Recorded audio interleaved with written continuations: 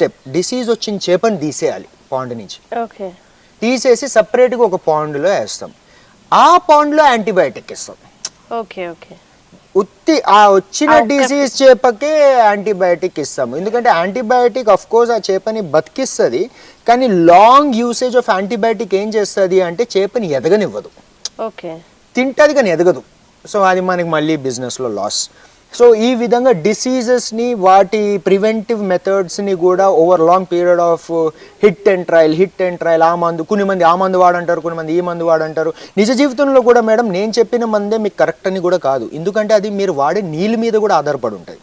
కొన్ని మందులేమో చలికాలం పనిచేయవు, ఎందుకంటే వాటర్ టెంపరేచర్ బాగా తక్కువ అయిపోతుంది. మందు మంచిదే, మన సిచ్యువేషన్ మంచిది కాదు. సో దాని ప్రకారం కూడా మనము మందు ద డిస్ఇన్ఫెక్టెంట్ని మార్చాల్సి వస్తుంది. So it's nice but it's not easy. Okay, but it's doable. ఎందుకంటే అందుకోసమే మేము ఉన్నాము. సో మీరు కొత్తగా ఎవరైనా దిగుతున్నారు అంటే ఇవన్నీ కూడా మనము ఆలోచించి దిగాలి. దిగారు అంటే మటుకి మీకు every step of the way fishy farmers will be there. ఎందుకంటే మేము కాల్చుకున్నాం, అన్నీ చేసాం కాబట్టి we want you to succeed. And దీంట్లో మాకేం మిగులుతాయని ఒక చిన్న ఉంటుంది కదా మ్యామ్. ఐడియా ఈజ్ ఈవెన్చువల్లీ అందరూ కొరమేన్ చేస్తుంటే we want to get in to feed.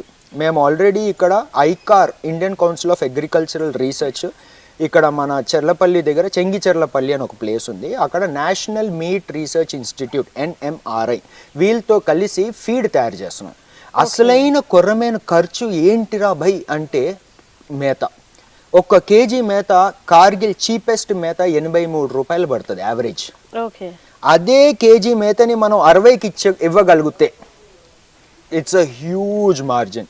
So మాకేంటి అంటే మీరు అందరు సిస్టమ్స్ పెట్టుకుని అందరు చేస్తుంటే రేపు పొద్దున మేము గవర్నమెంట్తో టైఅప్ అయ్యి చీప్గా బెస్ట్ క్వాలిటీ ఫీడ్ తెచ్చితే అప్పుడు కాస్త మా కంపెనీ కూడా ఎదుగుదలలో ఉంటుంది అని చెప్పేసి that's our long term plan.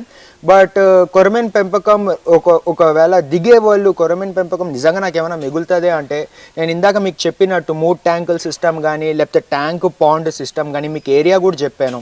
వీటిలో చేసుకుంటే ఒక 4,000 చేపలు వేసుకుంటే 8 నెలల తర్వాత వర్స్ట్ కేస్ సినారియోలో 2.2 టన్స్ వస్తుంది. బెస్ట్ కేస్ సినారియోలో అయితే 2.7 టన్స్ వస్తుంది. మార్కెట్లో యావరేజ్గా అమ్మినా కూడా దాదాపు 7.5 లక్షలు వస్తుంది ఈ రెండు. ఎందుకంటే మనం మీకు సైజ్ గ్రేడింగ్ కూడా చెప్పాను కదా మేడం, 30% ఏమో కేజీ పైన ఉంటుంది, 60% ఏమో 700 నుంచి 750 గ్రాములు ఉంటాయి. ఈ విధంగా మార్కెట్ చేసుకుంటే 7.5 లక్షలు అవుతుంది సెల్లింగ్ ప్రైస్. మన ఈ 4,000 చేపలకి 8 నెలలకి మేత, మందు అండ్ పిల్లలు అండ్ మ్యాన్ పవర్ అన్నీ కలుపుకుంటే 5 లక్షలు ఖర్చు వస్తుంది 8 నెలలకి.